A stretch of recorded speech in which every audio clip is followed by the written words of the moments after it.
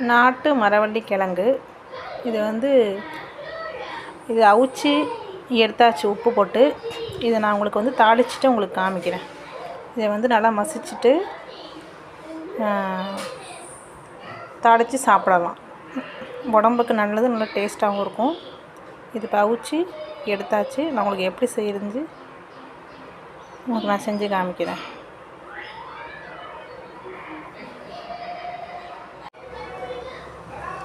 இப்போ மரவள்ளி கிழங்கு நல்லா மசிச்சு எடுத்துக்கிட்டாச்சு.